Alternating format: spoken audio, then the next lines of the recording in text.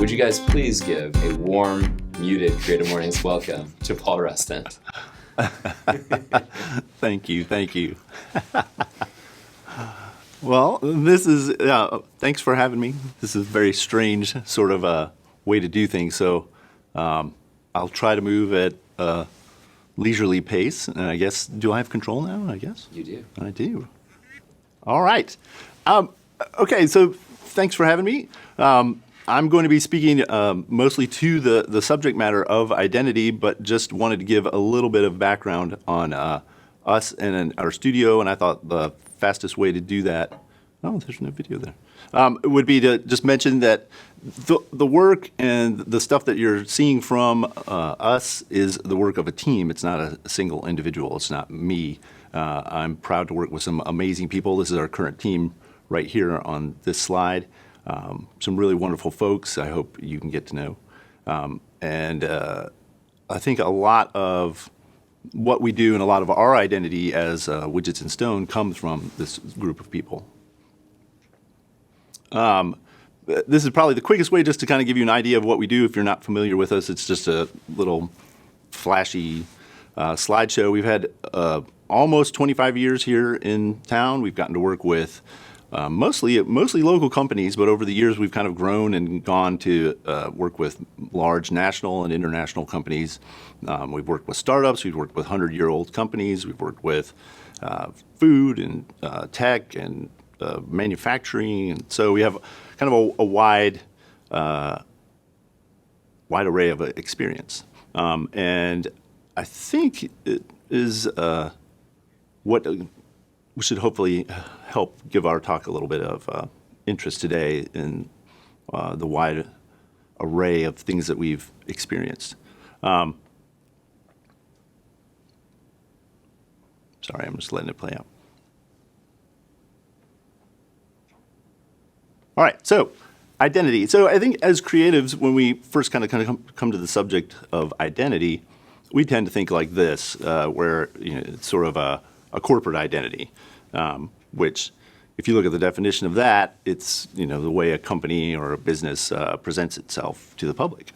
Not, to me, that's missing a little bit of what identity is about. We might think of brand identity as well, but that definition is also seems to stick really to visuals. It doesn't really seem to do much with a core or an essence.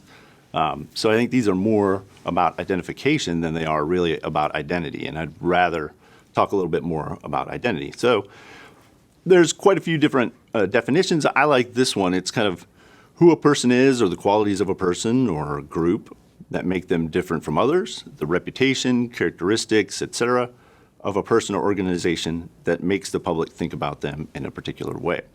So I think this is a little bit more interesting to touch on in relation to, I'll be speaking more, how this works with creatives. So what are the ways that we determine identity? And I think this is important just for us as individuals, people. How do we determine our own, identity? And how do we have sort of a group identity? I think that there's a bunch of stuff that factors in. So you have your belief system or your religion. You have your ethnicity and your culture. You have how you look, your physical attributes.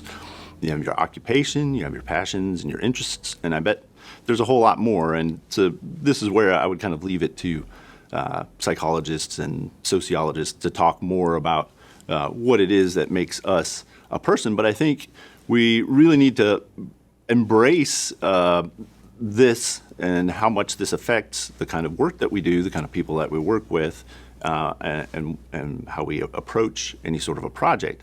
And as someone who's coming on, being almost 50 now, I think the more that you're looking into your own identity and what defines you or what shapes you, you're constantly learning, and I'm still discovering things about myself and my identity that I didn't realize even 10 or 20 years ago. So I think it's kind of a rich and deep sort of a subject to keep looking into.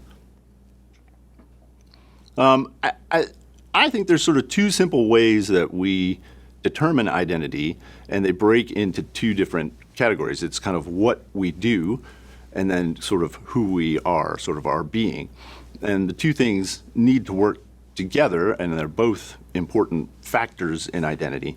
But I think we have to kind of be aware of how we're balancing or how we're not balancing that sort of those two categories, because they're both very important. We've all met that person who says one thing and does another, and we've all met people who don't really tell you much and they just do things. So the balance of communication and interaction and activity and action, I think, is really quite important, and it has a lot of bearing, of course, on our lives as humans, but it also plays into how we do things when it comes to design, in particular, of how I'm looking at it today.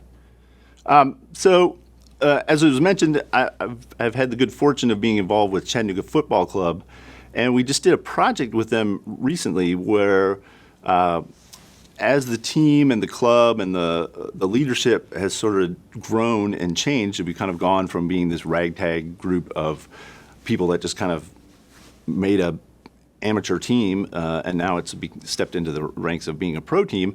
We started to add a lot of new people to the organization, and so a big concern was, how do we continue to communicate what we're about, what our culture is, what our identity is? And so we worked on a little book to just kind of clearly communicate that to new players, new staff, in a way that, you know, is concise and easy to kind of read, and at the same time communicate what sort of our purpose, our mission, our vision. And it was a really great exercise. I hadn't done that in depth like this. I'd worked kind of from the outside, helping guide clients through some sort of exercises like this. But it was very different when you're really been involved since sort of day one with the club and trying to identify what are the things that need to be included and what are the things that I don't know, what sort of input do I need to get from coaches, from staff, from other board members. And I think this kind of really helps to articulate a little bit of what I'm getting at with the what we do and who we are. And so one of the things we came away with is this idea of greater than, trying to make the club greater than. And so one of the things that the club identified is here. So sort of in the things that we do, we've decided that the purpose is greater than the method, meaning the ends are greater than the means. And so the means of how we do things should always be serving what the purpose of the club is. Again, it's sort of a simple one here is actions are greater than words. You can say things, but if you're not doing them, or what you're doing tends to speak louder than your words, to be aware of that. Also, the idea of like work being greater than talent was kind of an interesting concept as well, in that work can a lot of times help to develop talent, and it can kind of cover up a lot of the things that talent might sometimes be spotty. And then as we identified who we were, we knew we valued character over reputation. There's a great quote from John Wooden, who said you should be more concerned about your character than your reputation, because your character is who you really are. Your reputation is what other people say you are. I thought that was kind of an interesting distinction and insight. Progress is greater than perfection, meaning that it's going to be virtually impossible to reach perfection, but we can always be getting better and always be doing things better as an organization. And then I think it was interesting to we value friendship greater than we value having fans, meaning that those are people that'll be with you in the good times and the hard times, versus just people who make you feel better about yourself. And I think all of that kind of led to thinking about the longer term, the legacy being greater than that sort of momentary glory. So what we're building down the road for the community, really Chattanooga, but certainly through soccer, was kind of a thing that kind of came out of that. And so this whole exercise, I think, was really key in helping us identify the identity, if I can say that. But kind of putting words on something helps almost make it a little bit more real. Us articulating it is really a great exercise. So I would encourage everybody to try to do this personally, but then also certainly corporately with your businesses. And so why I think identity matters, and why figuring out who you are and what you're about as an individual or as part of a group or as a company, it's important because my friend Caleb has always sort of said this, speaking just purely kind of about a corporate graphic identity, is that it can serve as a magnet and it can serve as a filter. So there's two different things there. The one is that when you're really clear about who you are and what you're about, it's easy to attract people that are similar to you to that identity. And it also will attract complementary, so you find people who might be a lot different than you but just have a great fit with you. So that works with certainly with customers, as businesses want to attract the right kind of customer to what they do. But also just as in my experience working with people, being a certain way, doing things a certain way has attracted this great group of people that I think complement me. And that's been because of sort of the identity that has been put out there. Then you also have the filter is to kind of keep out stuff that's just not a good fit, or the kind of customers that aren't a good fit, or the kind of coworkers that aren't a good fit. And when you're clear about your identity, people can kind of read that and they can tell, oh yeah, this isn't for me. So I think there's a real benefit to being very clear as to who you are and what you're about, whether you're a designer talking with a client or whether it's just you as a human being. So I like to cook, I like to eat, so I'm going to use this metaphor. I think from a design standpoint for sure, but probably in the creative world, creating an identity is not, you're rarely creating anything from scratch. And so with the kind of the cooking comparison, you can be given sort of a set of ingredients that you really absolutely need to incorporate. And this is the client or the organization or the person you're helping kind of bringing their idea of what it is that they're doing, what their product or service or mission is. But they're looking for you to kind of add to it and do something with it and turn it into something a little bit more. So, this is the idea here. I think these are some of the ingredients that go into Pozole. And you can see kind of where it starts and how it ends up are kind of two amazingly different things. That those ingredients are still in there, but they've been kind of prepared in a way and combined with a lot of other things that make it kind of amazing. And so that's a lot of how I think about our job as creatives and definitely as designers. We're not working with nothing. Our clients have an idea of what they want to do or what they want to produce or what their product is, but they're looking to us to bring something else to it and to help express it in its best possible form. And so the fun thing about that is that you can kind of have these sort of standard go-tos, like there's certain steady Eddie recipes for pasta that, if you're making a carbonara, it's got to have these ingredients. But even within that, there's this degree of creativity and expression, even in sort of the standards for doing something and twists that you can put on things. So I think this very similar way to think about an identity is that it's shapeable, it's malleable, even with this sort of set of standard stuff like that the client might bring to you and how you continue to express it yourself. So the last thing I thought I would hit on is just a little bit of what we do when we're building an identity. I don't know that any of these things will be super surprising to you, but maybe they will. But here's things that we try to do. And this is not, comprehensive. I'm probably not getting every single thing that we do, but these are a few core things that we really work to do when we work with our clients. So the first thing is, and this is probably very rare, that you just truly, totally get exactly what the identity, what your customer is about. For me, I mentioned Chattanooga FC. That was it. In 2006, I'd fallen in love with soccer. I'd kind of grown up with all my friends playing soccer. I played basketball. But I understood the sport, but I really fell in love in 2006 with the sport when Italy kind of won the World Cup. My kids were all starting to play the sport. So 3 years later, I was really an ideal customer. Like, I understood the sport. I loved it. I loved all sorts of aspects of everything around the world.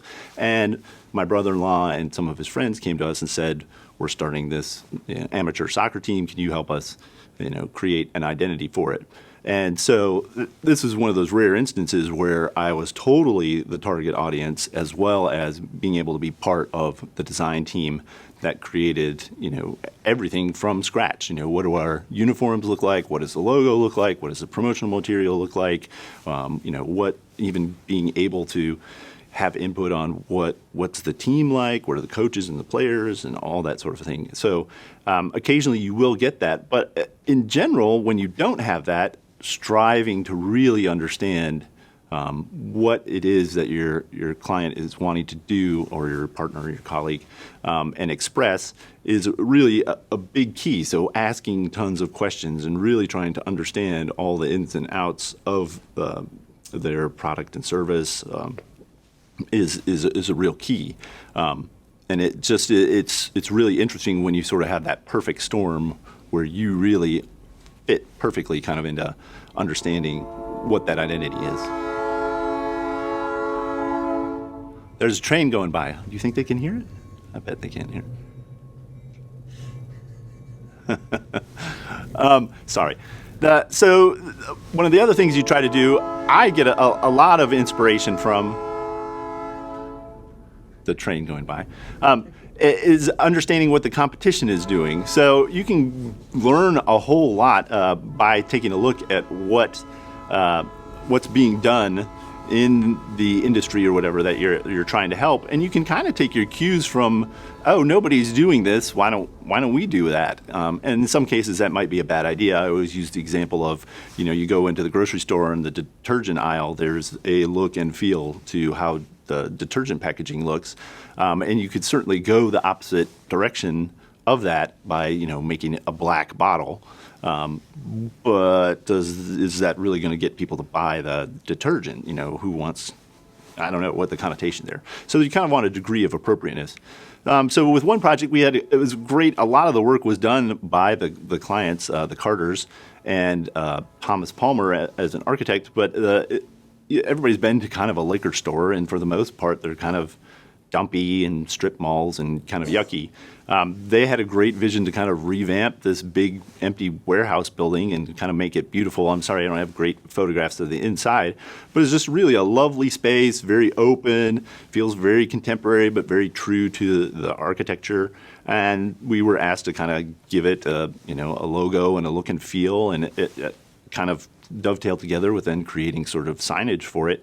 And it just was very easy to kind of be very different than most liquor stores. And that was a really kind of an easy direction to go and be a little bit more intentional and designy and particular in how it looked. And it really has worked, I think, quite well.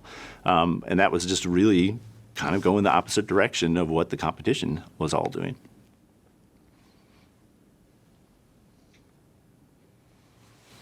So another key thing is similar to that, kind of going the opposite direction of the competition, is also knowing what makes your client's product or service unique, what's different, better, cheaper, more expensive even. What are the key things that kind of stand out about it?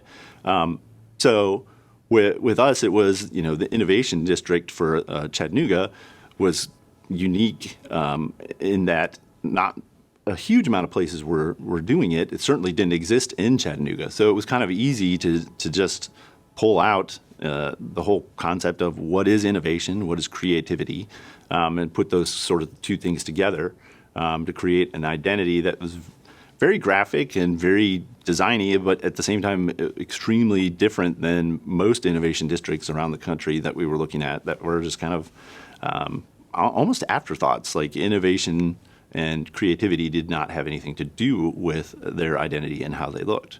So with this, we just had sort of bold graphics, stuff that would stand out as it kind of identified the district in the public, and really simple, striking kind of forms that the team created here.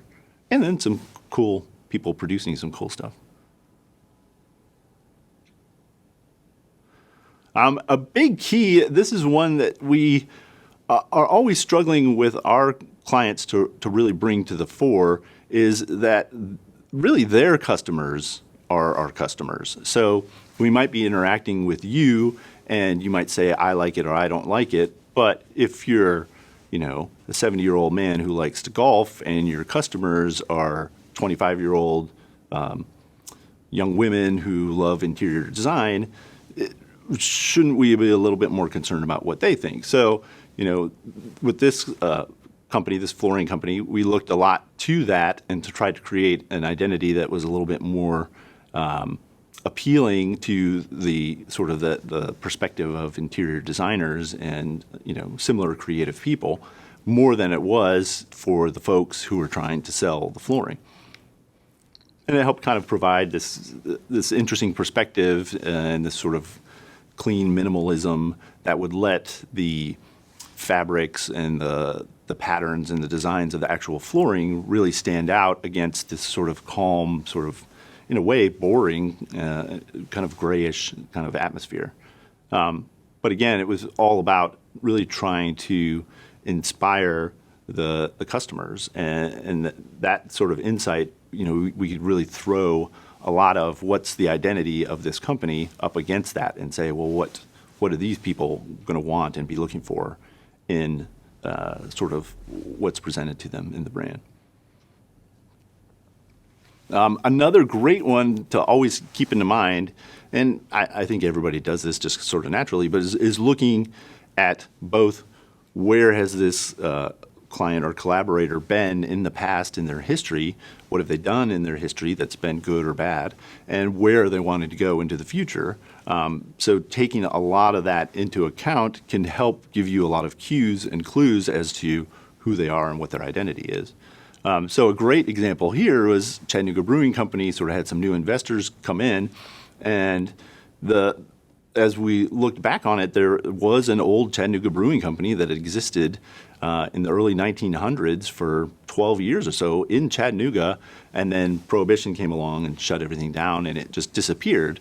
And then in, I guess it was 7 or 8 years ago, that some fanatics working at TVA said, screw it, we're going to start this brewing company. They found this Chattanooga Brewing Company just floating around not being used, and so they took it and started to use it, but they didn't really embrace any of the old great designs and terminology and advertising that existed. And so when we were invited to kind of help refresh the brand a little bit, we looked in this treasure trove of this great stuff that had been made in the early 1900s and said, well, let's just use this. And we had to tweak it some and bring some sort of our own touches to it, but it just was a fantastic inspiration. And really, something about that sort of quirky history, that time period, really gave a strong visual aspect to the designs that helped it stand out in today's world. So it did a couple of the different things that I mentioned before of looking different from the competition just because of the history that was there. So it was kind of rotating can. And then the last thing that I'll say that I think is really important is being aware of your limitations. Not every client has an endless timeline. Not every client has an endless budget. In fact, they can sometimes be extremely small. We did this project for a ceramics maker on a shoestring budget. I think the timeline was a little bit more reasonable, but Travis and Liz, we really just basically had to say, like, Liz will provide some guidance. Travis, you're the only guy that's going to work on it. Go ahead and do it, and keep it to this many hours and go.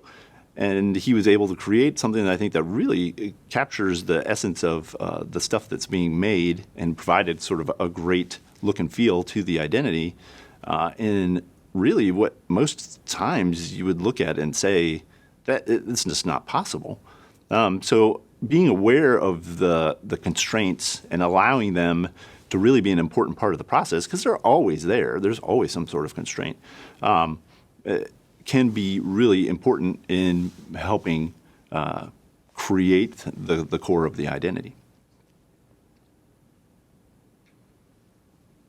So in closing, just to kind of summarize, over the past 25 years, I've really gravitated towards certain quotes from certain designers that I feel like really capture what I enjoy doing, what I love doing, what I love doing about creating identity.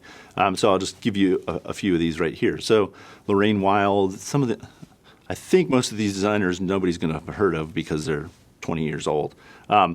But this quote right here where she says, in my work, I'm often trying to make a very functional thing, but come up with a solution that possesses some sort of ineffable quality or soul.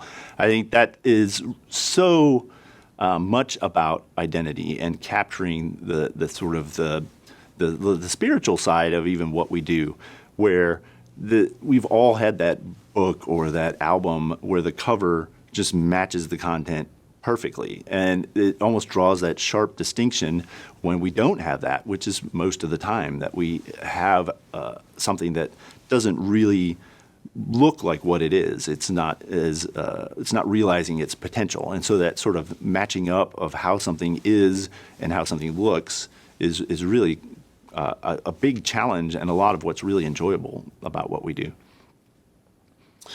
This is kind of a similar way of expressing my idea of taking the ingredients and creating something to eat. It's taking that sort of prose, that boring way of writing, and turning it into something elegant and poetic.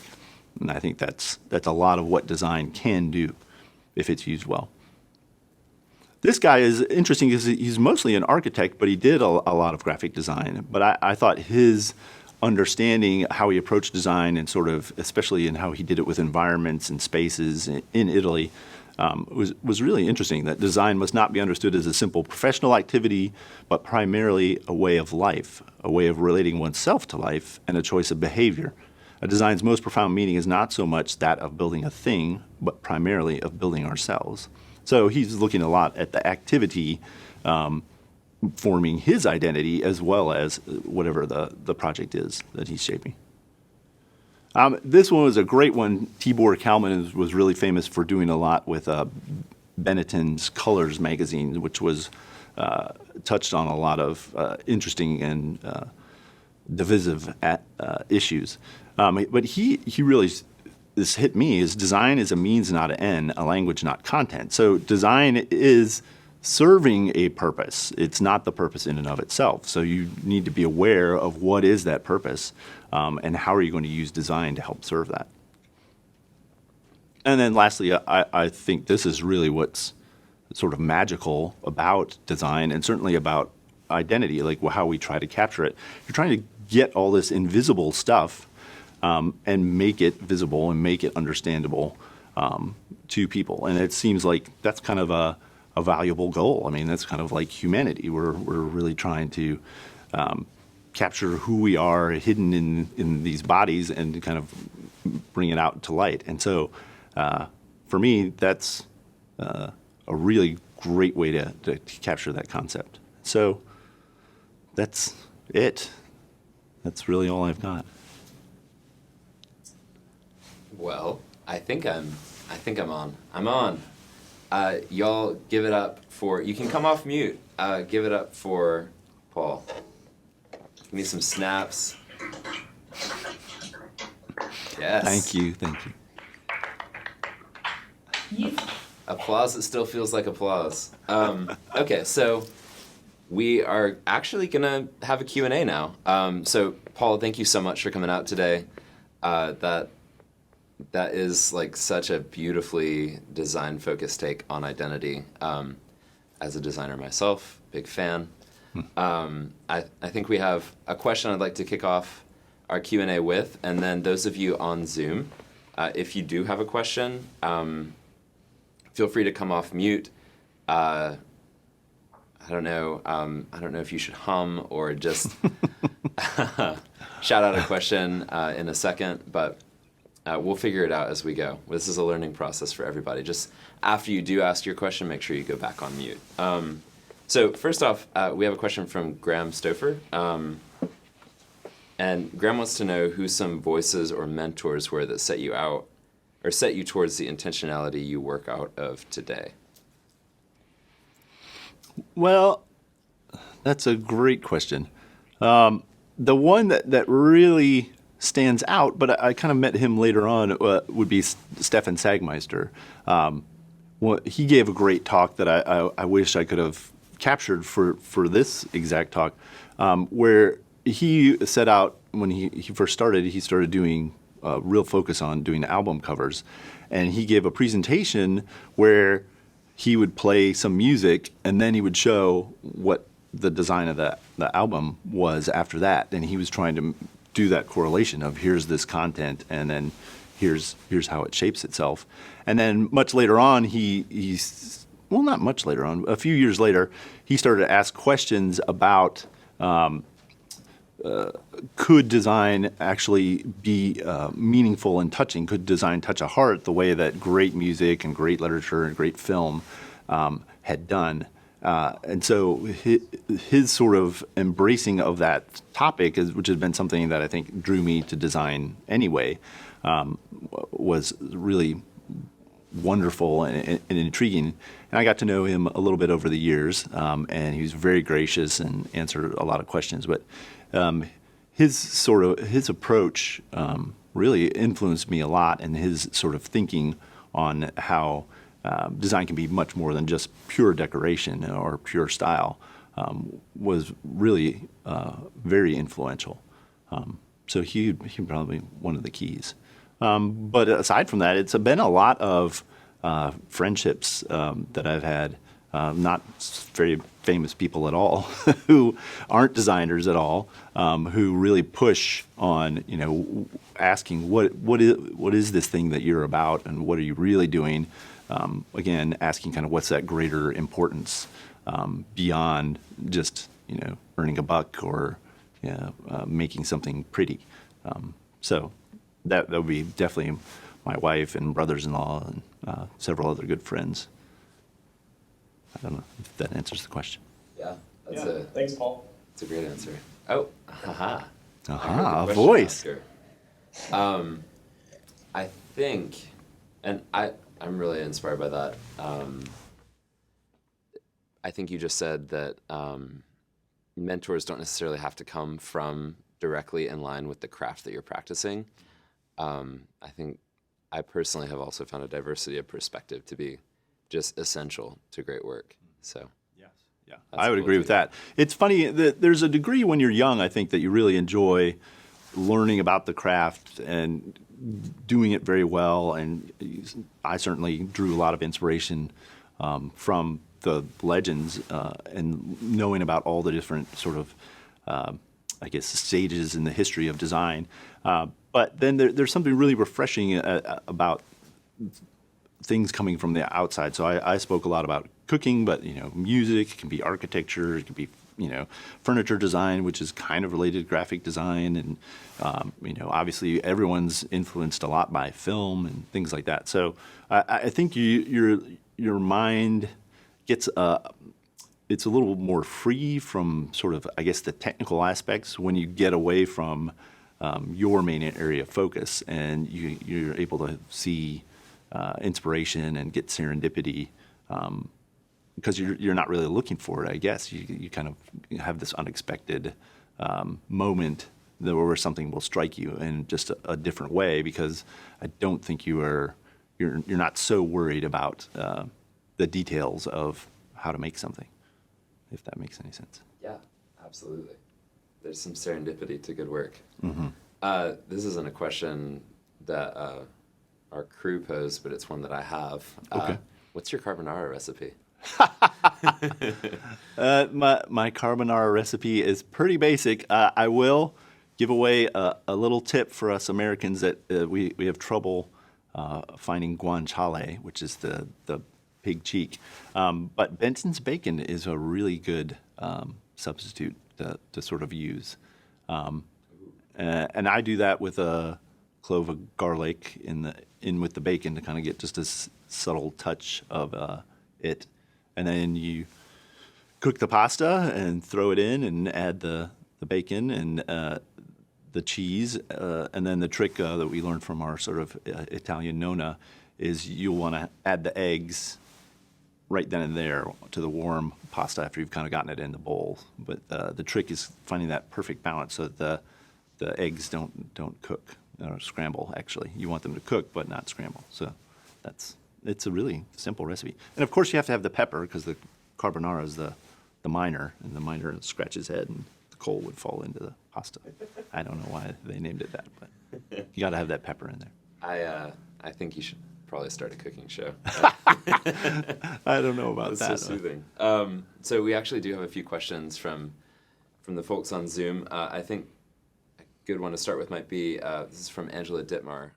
What processes do you employ when you're stuck? Do you work in an analog way or all digital? This would be a great one for the whole team. I am not really a designer anymore, so it's pretty easy for me to kind of throw these ideas at the designers. But yeah, we try to incorporate all different aspects. Definitely, I think analog in today's world is very helpful. Sitting and drawing, there's something different about the pace and the structure of that. Even knowing I'm just trying to get an idea from a sketch, your mental process is very different than when you go to a computer and start to use stuff on the computer. But yeah, there's sort of a little great list of my friend taught an art class, and he made these little flashcards of all these different things you can do when you're doing an art piece to kind of give you ideas. I go to that quite a bit. He's got just sort of this word like symbolize or mythologize or expand or contract, or thinking about making just making something smaller or making it really, really huge or finding a pattern within it. So I use that a lot. And then Marty Neumeyer, in one of his books, had sort of a page of all the different elements of visual design to think about. And when you kind of start to look at those, it reminds you of all just the simple graphic elements that we use that we're not employing right now in this project, or why not? And then lastly is like a book written quite some time ago called Lateral Thinking by Edward de Bono. And he has all these techniques to kind of break you out of your standard way of thinking. And one of those is to take your list of your audiences and really try to view the subject matter from their perspective. So if you're doing something for ice cream, and what would a 5-year-old think about when they think about ice cream? It's going to be very different than you as a graphic designer thinking about ice cream and trying to create this thing. And so it can introduce sort of these different ideas. But there's no set one way of doing things. I mean, sometimes just going for a walk or talking to somebody else who's not a designer at all can give you a lot of help on whatever you need. And other times just talking to designers is incredibly useful. So those are some of the things that we try to do. And I guarantee if you talk to our team, they'd all have sort of different things as well that they use. Thank you. Yeah. And actually, just had an epiphany moment on our end. So, actually, Ansley Stennett, would you like to ask your question out loud? Sure. Hi, Ansley. Hi. Okay, so my question is, what advice do you have for someone that's just starting out in their design career? How do you kickstart finding your identity? And what did just starting out your identity process, what was your journey there? Yeah. So I had the good fortune when we started out that there was 4 of us, Brian May, Brian Woodleaf, and Scott Touchstone, and we'd all overlapped in school. And so it was kind of this nice synergy to have people to bounce ideas off of versus me just sort of being a lone gun trying to figure something out. But I think everybody has to kind of go through the process of like, what is it that we want to do? What kind of work do we want to be involved in? Do we want to be known for? What kind of clients and projects, really inspire us? Knowing that you're not always going to get all those things exactly how you want them every single time, but it gives you a goal to try to get to, and it helps give you kind of a clue of what do we do to communicate to those people about what we can offer and provide. And then a big key that you kind of learn the hard way, or at least I did, is that whatever work you end up doing, you attract more of that work. So, oftentimes when you're a young designer just starting, you'll do certain kinds of work that aren't fulfilling or exciting to you, or maybe you don't feel like it's even, utilizing your talent to the best just to help pay the bills, which you've got to do. But the more you do that stuff, the more you're going to get of that. It's kind of like some strange law of attraction, which I don't quite understand how it works. So you kind of want to be a little bit choosy and very careful, at least at kind of what you use to help kind of promote who you are and what you do. Those are just sort of a couple instances of, things that we learned along the way. But we had a problem of we wanted to do everything, every kind of graphic design possible. So it also helps if you do have a little bit of a focus. Like I said with that thing earlier with the magnet and the filter, it helps people kind of understand you and your unique set of qualities or your approach a little bit better if you can say, we do these things, we don't do these things to some degree. That's my 2 cents worth. Thank you. That was actually really helpful. Okay, good. I think that's probably more than 2 cents. A whole 5. Okay, we've got another one from Ashley Crack. I think it's Crack. Yeah, that's right. Awesome. Go for it. I guess I can ask it out loud since I'm here. Yeah. Man. So my question is, every designer has their own sort of identity. So I'm thinking of style and the subjectivity that influences their creative work. Mm-hmm. How do we navigate our personal identities when we're working in collaborative spaces and when we're all working towards one goal? That if you can figure that out, you will rule the world, I think. That is a constant struggle. So I'll speak to, I'm working with a team of 8 of us full time, but we have 3 really regular collaborators. So, a team of 11 of us. And every time we do a project, there's a wide array of approaches that I think if we were to put Stephanie in charge, she would do things very differently than Paul would, who would do things very differently than John would, who would do things very differently than Liz would. So that is very, very tricky. I do think you benefit from having someone take the leadership on a project and have to make those decisions. I think there's something in that responsibility that makes decisions for you. It helps you make those hard choices.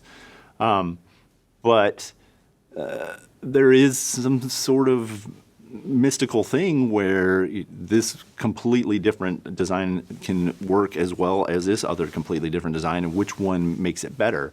And that's where we try to get back to, who is the client? What is this project about? What is the essence of this project? And more often than not, then you can have the whole team kind of come together with an agreement or an understanding of out of the 10 solutions, probably these 3 are the most appropriate for what we're trying to do. And then even from there, it narrows down, when the customer sort of brings their style into it. But yeah, I think it's something that we can always do better. I would bet if you went and talked to our team, they'd probably have some complaints of, Paul's opinion always kind of winning to a large degree.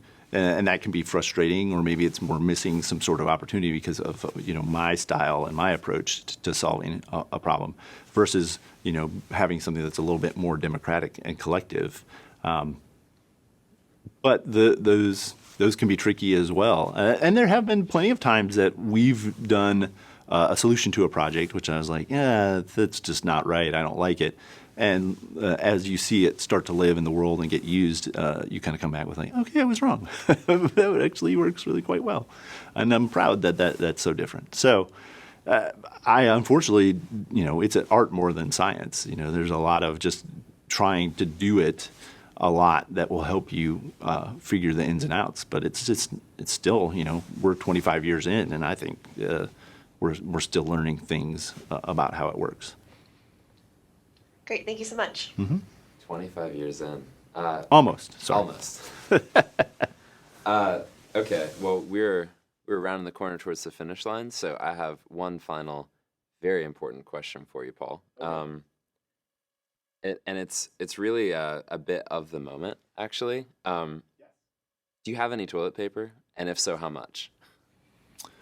That is a great question. I'm pretty sure we have some. Some.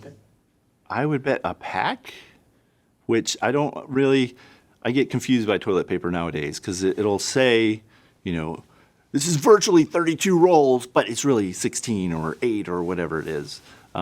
So I don't really know how much we have. But we're not hoarders, no. We're not very good at planning ahead. We might be out in the forest using leaves at some point.